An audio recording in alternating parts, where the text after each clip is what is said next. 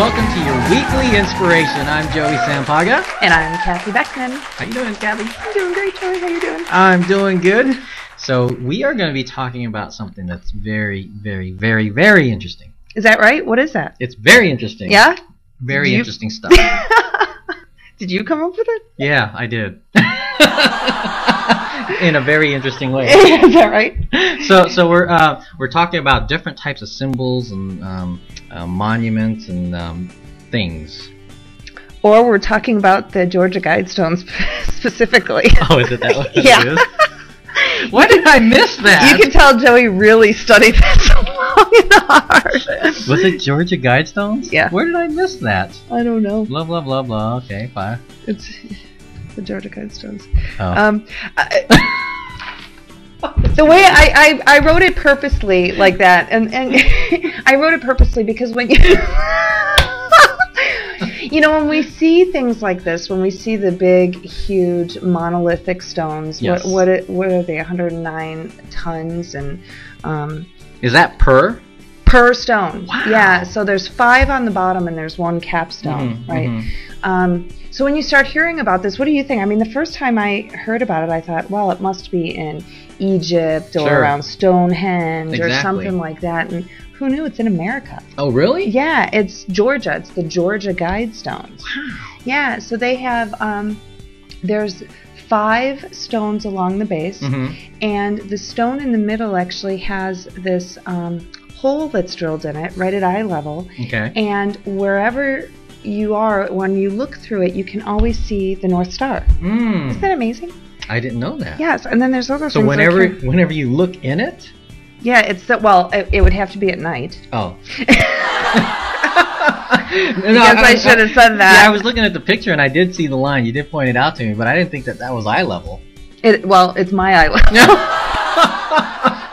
I thought that was like knee level. Thanks, Kathy. Sorry. No, that would be at eye level. Yes. Okay. So I'm sorry, I'm reading some of this here because I don't have it all memorized. But there's the capstone has some information on it as well, and it's some it's like a celestial calendar of sorts. And but the 4 outer stones have the same message written on it in varying languages. And most of the languages that were chosen are the top languages. You know, so English, French, Spanish, languages that most of the population around the world uses. But what I found interesting was they also threw Hebrew in there, Hebrew. Okay. ancient Greek, and Sanskrit. Okay. So, and you know, I've been kind of thinking about this a lot lately because, as you know, I love finding out about the ancients and what they knew, and I think it's really interesting that, you know, if you and I sat down today and let's say that you were one of these folks that bought into the whole 2012 catastrophe theory where, you know, earthquakes are going to happen, floods, most of our population will be gone. And let's say that you wanted to send a message down through time, like 1,000, 2,000 years from now, understanding that we're going through a world age that started 3114 BC, so they last around 5,000 years. Sure. So the point was to let people know when they come to the end of the next world age that this is what you need to do to get through it. How would you send that information? By stone. Yeah, I Because mean, it'll last forever. Well, Exactly. actually longer than paper would anyway. exactly, Right? or computers, Yeah. you know, or anything. And lo and behold, you know, what do we have? We've got the Pyramid of Chichen Itza. There's new evidence that there's indications that the chambers inside the Great Pyramid point towards the date of 2012. Yeah, and there's, you know, Machu Picchu and all those, and it's all stones. And I stumbled across this that was erected in 1980, you know, by a gentleman that I didn't put his name in here. It was not his real name. They don't know what his real name was. He was going by R.C. Christian. So there's some thoughts about who he was and where he was from. But I thought it was really interesting that he found this message so important to put on stone to hopefully go down through the ages. And ironically, 1980, which again isn't here, where I'll find a little bit of a tangent, but 1980 marks the beginning of the zone of when we talk about 2012. It's when we're actually going through in the Great Rift, and we're going to be right in the equator part of it. Well, there's a whole zone there. So we enter that zone and we end that zone, and we entered that zone around the early 80s. Wow. But most of them, if you read through it, they all have common elements. And that's to basically, love one another. Treat your fellow man right, and take care of the earth. It kind of goes back to the 3 Inca laws, right? Sure. Yeah, that's right. And I found these so interesting, and I thought it was, I guess, especially interesting that they call it America's Stonehenge, but if you talk about the Georgia Guidestones, who the heck knows about it? Yeah, no one. Yeah. I don't. Yeah, that's interesting. And they were erected in our lifetime. By the way, if you want to know about the 3 Inca laws, that's in the archives here on the side here. So just scroll through it and you'll find the 3 Inca laws. Yes. Wow. So pretty cool. And like I said, my favorite one here is prize, truth, beauty, love, seeking harmony with the infinite. I mean, that's cool. It's a pretty good law to live by, don't you think? It really is. Or a guide from the stone. Be not a cancer on earth. Leave room for nature. Leave room for nature. Yeah. When they were carving that in the stone, I'm guessing it was pretty important to leave room for nature. Sure. Carved it twice. Exactly. So I wonder how they did that. Did they do it the way they did in the old age, or did they use a router?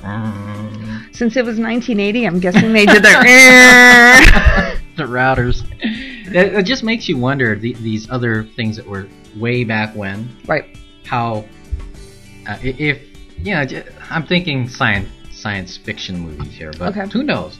That things were made. We think of the pyramids being made by, like the Egyptian people dragging the stones. I mean, maybe they did have bulldozers or something, and then all that stuff got wiped away, and all that was left was a pyramid. Right. You know what I mean? Yeah. And so maybe that's the same thing here. Later on in the future, Yeah, like 1,000 years. Yeah. Well, yeah, and I was watching a show the other day, and they were talking about the in Mexico, it was the civilization that predates the Mayans, and it's actually where the Mayans get their calendar from. And they have these huge lava rock stones that are faces, and they're very similar to that's on Easter Island. Very similar, but it's only the head. Easter Island has the head and the body. Yeah. And they were talking about, to this day, they still have no idea how they move these stones. They don't know how they carved them. They don't know how they moved them. Every time they tried to replicate getting a stone of this size into place, they either damage the stone, they damage the people. They can't figure out how it's done.